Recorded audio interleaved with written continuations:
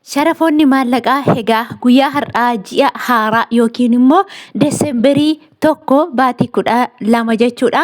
2025 sharafni meeqaan akka jiru waliin ilaalla. Akkuma beekamu egaa sharafni jechuudha qannasee yookiin hir'isee argameetiin jira. Guyyaa eeggaddaa sharafa simbiraan geessiseen ture.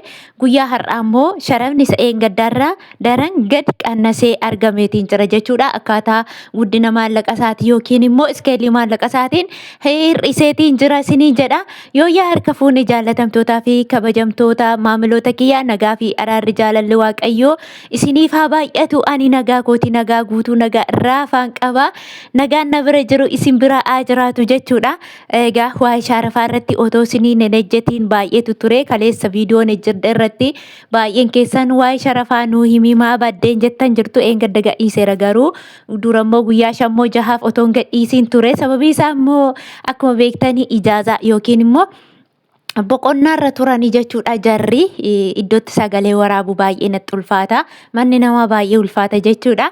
Egaa yoo fedha waaqayyoo ta'e immoo jarri immoo maannaan jechaa jiru beektu shakaala haaraa finnanaan jechaa jiru. Dhugaa dubbachuuf baay'ee sodaachaan jira isarratti. Shakaala haaraan kun Itoophiyaa taate wayis immoo Filipiinii taate shakaala kam akka ta'e hin beeku. Kaman fidaa Filipiinii moo warra Itoophiyaa moo warra kaman fidaa maktabarraa moo warra bakka barraa jiran fidanaan jechaa jiru jechuudha.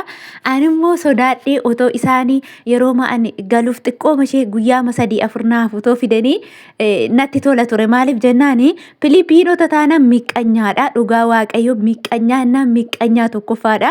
Isaan biratti viidiyoo hojjechuun ni ulfaata.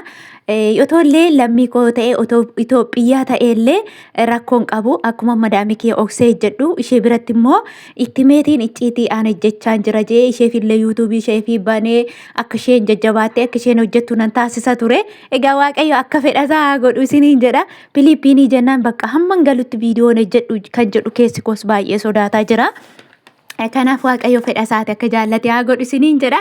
Otoo oduu dheeressin egaa gara sharafa keenya guyyaa har'aatti yoo darbinu Ameerikaan doolaarri tokko karaa gabaa gurraachaatiin 179.15tti gadi bu'eetiin jira. Akkuma beekamu egaa torbanoota darban keessa 181 irra ol ta'ee ture jechuudha. Amma gadi bu'eetiin jira. Karaa baankiidhaan immoo dabalee jira jechuudha. Karaa baankiidhaan immoo Ameerikaan doolaarri tokko jechuudha 151.30tti ol butamee yookiin immoo ol siqee argamee jira jechuudha. Akkasuma warri Beeruutii fi warri Joordaan jirtan asumarraa Ameerikaa doolaar dhaggeeffatadha isiniin jedha. Inni itti aanu immoo Swiss Frankiidha. Swiss Frankiin tokko karaa gabaa gurraachaatiin 224.31 oolee jira jechuudha. Akkasuma karaa baankiidhaan immoo Swiss Frankiin tokko 184.98 oolee jira. Inni itti aanu Swiidin kiroonidha. Swiidin kiroon tokko karaa gabaa gurraachaatiin 18.54 oolee jira. Akkasuma inni itti aanu immoo yuuroodha. Yuuroon tokko karaa gabaa gurraachaatiin guyyaa har'a 206.39 oolee jira. Karaa baankiidhaan immoo yuuroon tokko 175.55 oolee jira.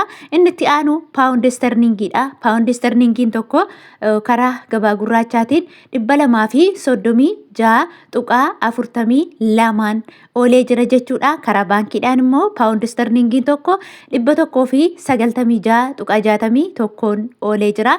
Inni itti aanu chaayinaa hewaanidha. Chaayinaa hewaan tokko karaa gabaa gurraachaatiin 25.18 oolee jira. Karaa baankiidhaan immoo chaayinaa hewaan tokko 20.98 oolee jira. Akkasuma Turkii riileedha. Turkii riileen tokko karaa gabaa gurraachaatiin 4.23 oolee jira. Inni itti aanu Omaan Riyaalidha. Omaan Riyaalli tokko karaa gabaa gurraachaatiin 464.53 oolee jira jechuudha. Inni itti aanu Kuweet diinaaridha. Kuweet diinaarri tokko karaa gabaa gurraachaatiin 581.96 oolee jira. Karaa baankiidhaan immoo Kuweet diinaarri tokko 483.80 oolee jira. Inni itti aanu Dubaay Diraamidha. Dubaay Diraamni tokko karaa gabaa gurraachaatiin guyyaa har'aa 48.71 oolee jira jechuudha. Egaa gadi bu'eetiin jira. Akkasuma immoo karaa baankiidhaan immoo Dubaay Diraamni tokko 41.19 oolee jira. Inni itti aanu Saawud Arabiyaa Riyaalidha. Saawud Arabiyaa Riyaalli tokko karaa gabaa gurraachaatiin 47.52 oolee jira. Egaa warri Saawud Arabiyaa jirtan namoonni maallaqa keessan yeroo ergattan jechuudha akkaataa guddina maallaqa keessanii yookiin immoo iskeelii maallaqa keessanii ergattu waan ta'eef namoonni birriin keessan baay'ee hanga 5,000, 6,000, 7,000 warreen kana qabdan jechuudha guyyaa har'aa gara 23 adiitiin jira jechuudha.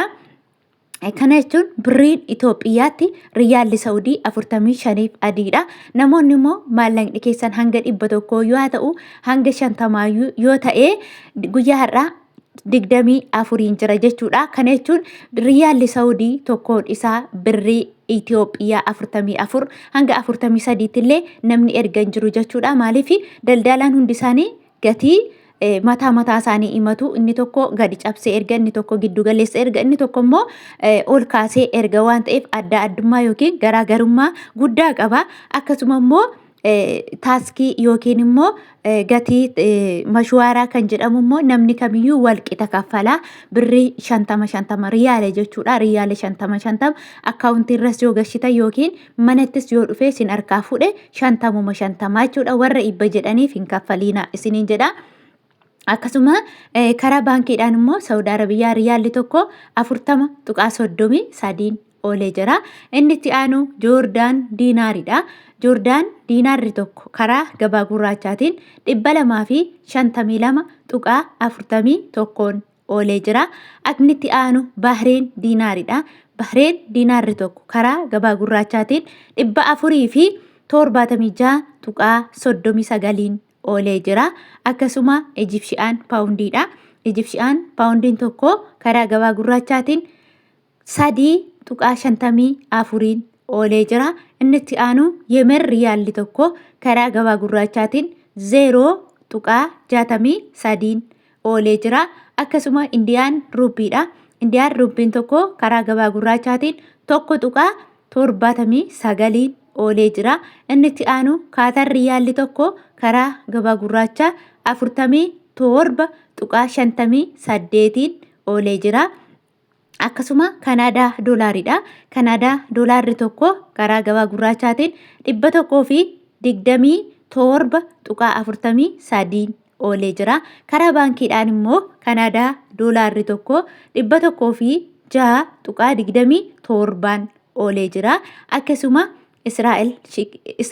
akkasuma inni itti aanu Awustiraaliyaan Doolaaridha.